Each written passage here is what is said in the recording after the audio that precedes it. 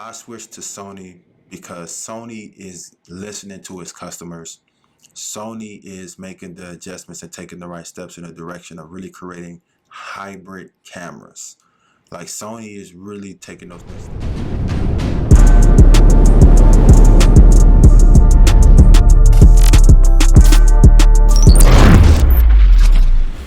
Yo, YouTube, what's good? It's your boy Dion back with another video. This one is important. Your boy has been busy, very busy. But I thought I'd make a video about why I switched from Canon to Sony cameras, of course. And it's been roughly around 6-7 months now since I made the switch. And I'll get into that in this video, okay? But if you're new here, welcome. Hit that subscribe button. Your boy's about to turn it up a notch. You're about to get active in these streets. Hit that like button if you enjoyed the video. And yeah, leave me some feedback in the comment section. And let's get into it. So, why I switched from Canon to Sony. All right, so let me walk you guys through this. So I have been with Canon primarily my entire camera filming little life, roughly around 7-8 years now. So why not? You know, I started off with the T-Rebel. We moved then to the Canon 70D. Now the Canon 70D, that's a very special camera, okay? No 4K, but definitely a great camera to start for beginners. Great photos, great video. And yeah, that's where it all started. As I began to learn more about cameras, I wanted to upgrade. And at this time, Peter McCann was hot with the whole 1DX Mark II. You know, he was killing the game with the 1DX Mark II, especially with the vlogging sense of it. So I'm hyped. I get me a 1DX Mark II. And that was a big jump. But that camera, the 1DX Mark II, is a sweet camera. Can't go wrong with it. I mean, you fall in love with clicking that button and how light you just need to click it to take a photo and take a very sharp and crispy photo at that. You have 4K 60, all the bells and whistles. The camera has some weight to it. For me, being a big guy with big hands, you know, yeah, the camera for me was perfect as far as on my end holding the camera and looking out and projecting, whether I be shooting a video or taking a photo. But as far as vlogging with this camera, yeah, that it wasn't comfortable. You definitely couldn't vlog as long. And when you out in public holding the 1DX Mark II facing you, a big camera like that, trust me, everybody's gonna stare at you. Regardless, you can't run from it. Everyone's gonna look. And yeah, it just depends. You know, it was a big camera, heavy on the arms, tough to really focus as far as hold for vlogging. And at this time, I really got serious on my vlogging game and wanted to create what we have now, our YouTube channel, our family YouTube channel that you can also subscribe to in the links below, and then also starting my own personal channel. So I'm getting into this whole vlogging thing. And yeah, man, the 1DX Mark II was just heavy. It was just like, it's not that comfortable. And so with that being said, I get out there and I look at the camera market.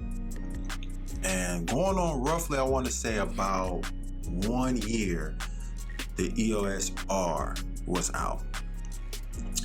It had got so many bad reviews when it came out. Everybody just seemed not to like it, or maybe the expectations was just too high and it under-delivered. I don't know. But about a year it's been out. But then I started seeing some reviews and doing my research on just how actually unique this camera is, how perfect it is for vlogging. So I took my chances because I like the camera. I liked everything about it. I got the EOS R, and when I tell you I fell in love with this camera, I fell in love with this camera. This was my camera. If you go to our family channel, predominantly all our videos are recorded on this camera. Photos, you name it. I've done plenty of professional photos for birthday parties, get-togethers with the EOS R, and it's just phenomenal. It was just a comfortable camera, not too heavy, just right, great price. It had its flaws like any other camera do, as far as in 4K mode, there is a crop. And then also in 4K mode, you only go up to 30 frames per second. There was no 60K, which would have been sweet, obviously, right? Obviously. So, okay, no biggie. I got an R camera. I'm excited to be a part of the R camera mirrorless line. I'm looking forward to one day saving up some money and give me an RF lens, the whole nine, right? And then they hit us with the R5 and the R6. Okay, now listen. This is where it changed, because when these cameras were announced and basically released, wow, like wow, off the top, wow. You know, the R6, the R5 came with the, but I could be wrong, 45, 40, or 53 megapixels. Came with the 8K, came with the great 4K, you know, 4K 120 frames per second, you know, just like, whoa. Looks just like the R, you know. If you had the R camera, you fell in love with the body, the screen right on top of the camera to look at to see what you're doing. I mean, you just fell in love with the whole thing. So it looks like the R. It's supposed to be a little bigger in the hand, so sweet. Like, man, the R5 around that $38.99 price, $3,900 with tax, basically over $4,000. Okay. Then we have the R6.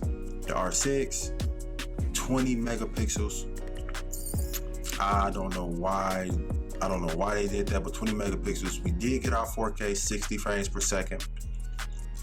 And cool. On paper and just looking at it, all right, man, you're gonna figure out which one.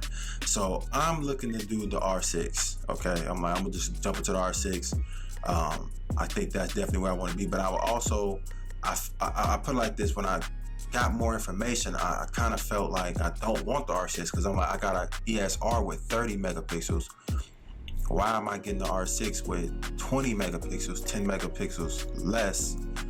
Yes, it has 4K, but then when you learn about the 4K, or, you know, recording modes in the R6, it's in IPB and not all I, which is a more compressed footage than the all-I compression, right? So I'm like, dang, yeah, that sucks. So okay, let me focus on the R5. So the R5 really hit the ground running with the overheat. I mean, that was definitely, you might as well name it the Canon R5 overheat, because that's everybody's review on it. Everybody experienced it at that time.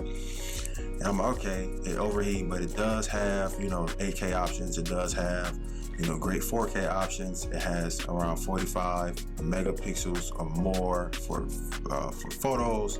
So yeah, but with the overheating, and then just doing reviews on people with the whole vlogging experience with the wobble in the background. So like if you were to face the R5 in front of you and actually record yourself, there'd be a wobble in the background. I'm like, what is that about? The R6 had the wobble in the background when you face the camera towards you and you try to record.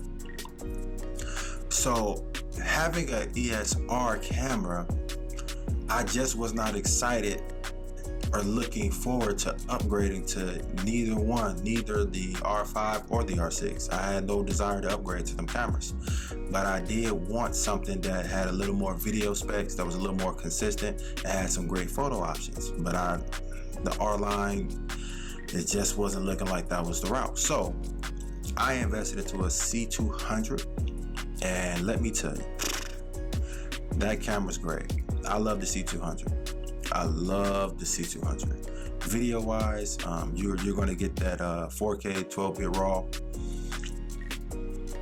I mean, it does everything, and it really is a tank of a camera. Like it's a tank, but it also has its downsides, because once again, I kind of went back into that 1DX Mark II vibe with the camera body being kind of big and just like in the way. So when you're out in public with a C200,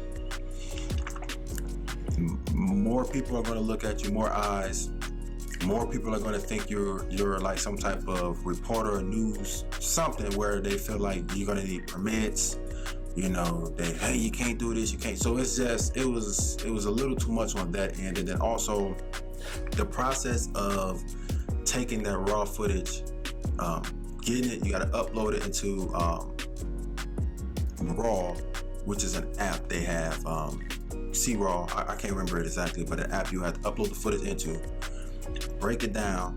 It'll break the footage down for you into a proxy, and then you'll be able to use that footage to take it into Premiere or Final Cut Pro to begin editing it.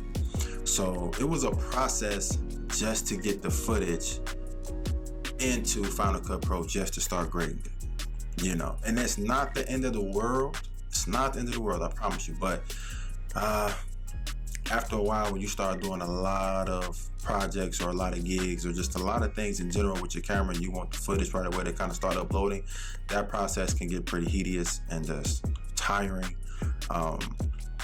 And yeah, I mean, another downfall with the C200, and no wrong, nothing terrible. I don't want to make it seem like the camera was bad, because it's actually a great camera. But when you look at, you got 4K 12-bit RAW. Great, but your only option after that was 4K and 8-bit.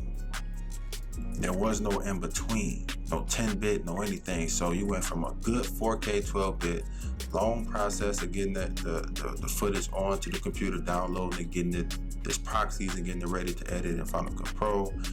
And then there was just 4K 8-bit.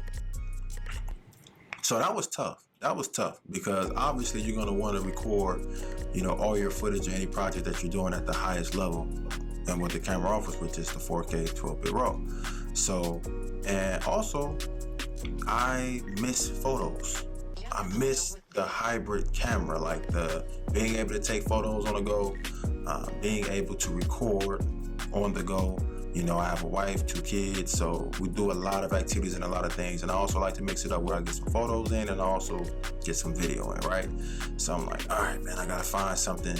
And the C200 was nowhere near a vlog. You don't want a vlog with a C200.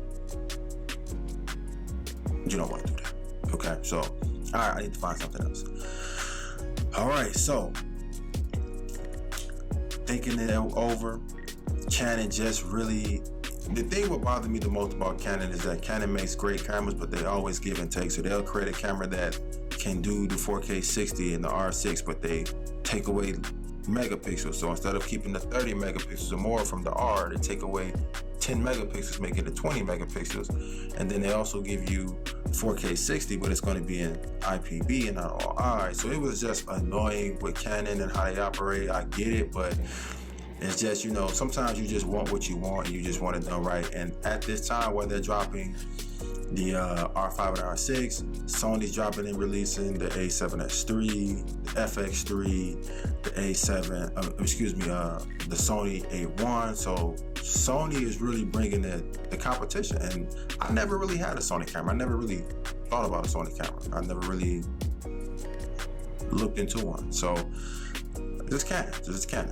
But when this R situation, R line just wasn't matching up, I made that look, okay? And yeah, so looking at the Sony camera, the first Sony camera I ever bought, which the top of this year was the Sony A7r 4.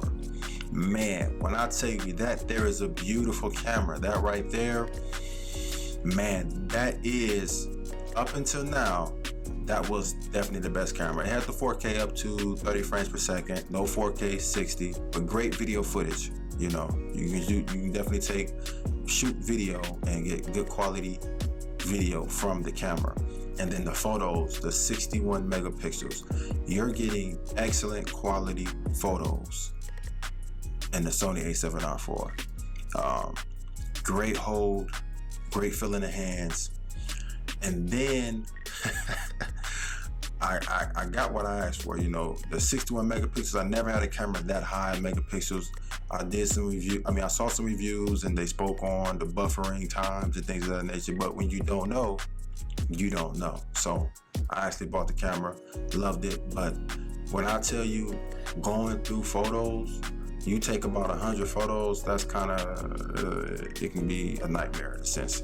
Clicking through every photo, waiting for it to buffer, just to pop up, just to be seen. And if it's a photo you don't want, the whole process of removing it, it was a lot. Like the buffering times or the size of the files were huge, and I understand what that means now. It's huge. So it was great with taking photos, the quality was there, but the file sizes being so huge, it kind of defeats the purpose sometimes.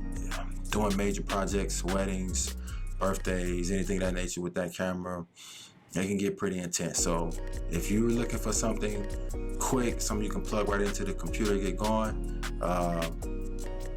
that's not the camera. The Sony A7r IV is not the camera, but it's a great camera for photos, and it does a great job for video as well. But that wasn't it for me.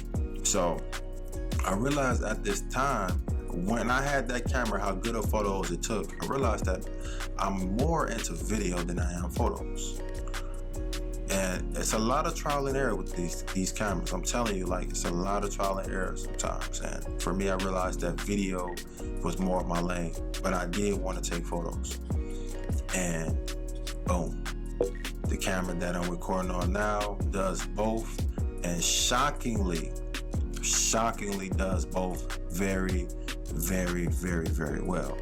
And by the title of this video, and by what I'm about to show you, you can already guess what this camera is, okay?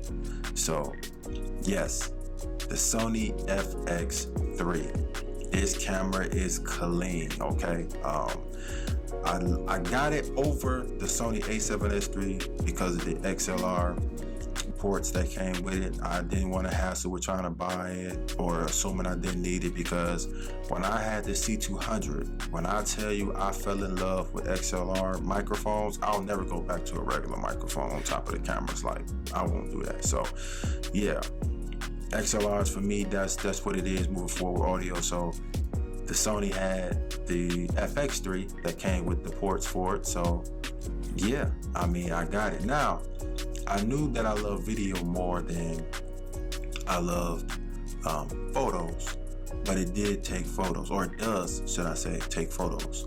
But I wasn't too confident in it, and I wasn't too worried. Whatever the outcome was going to be with photos, I was going to stand on that and just be great with the camera and just be okay with the camera because it does great on video. And let me tell you, I am surprised. The Sony FX3 takes phenomenal photos, okay? So, not trying to get off topic, not trying to get off course, but I switched to Sony because Sony is listening to its customers. Sony is making the adjustments and taking the right steps in the direction of really creating hybrid cameras. Like, Sony is really taking those next steps. A great camera that I've been seeing so many great reviews about is the Sony A1. I'm not there yet. I think it was $6,500 for the camera body alone. No thank you. But overall, the reviews, the megapixels, the video quality, and just that true hybrid camera, the Sony A1 does that. So I'm excited. You know, at some point that may be my next camera down the line. But for right now, I truly love the Sony FX3. I mean, you see the quality, you see the video, you see the quality. This thing is off the chain. And I love the form factor. I love the size. Like, vlogging, putting it on gimbals, it's tight, it's right there. It's not a distraction when you're out and about. It's a great camera, man. It gets the job done. So that's why I made that switch from Canon to Sony. And I only had one Canon lens, the 17-35 2.8, which is an excellent lens, the L series, I should say. Fire, I sold that. But yeah, that lens was off the chain. And so for me, switching to Sony wasn't hard. I have a Sigma 24 1.4, which is what I'm recording on right now, with the MC11 adapter. And man, this is also probably one of the greatest lenses of all time. I'll make another video on why I believe that. But yeah, man, I do hope this video helps somebody at the end of the day. Cameras are cameras, man, and cameras are evolving fast. So listen, they already dropping the R3, $6,000 for the body alone. But it's coming with 6K, 60 frames per second video, 30 frames per second for photos, like really fast photos, really crisp photos. So the camera game is changing, man. So I'm excited about that. You never know. I bought the MC11 adapter and I kept my lens because you never know. I may go back to Canon. I may, go somewhere, another company or another camera line that may have EF mount, and I can use this lens. So do what works for you. Do what feels right, do what meets all your needs, man. Enjoy the process, man. We are blessed to live in a time with so many options, to have so many great cameras available to us.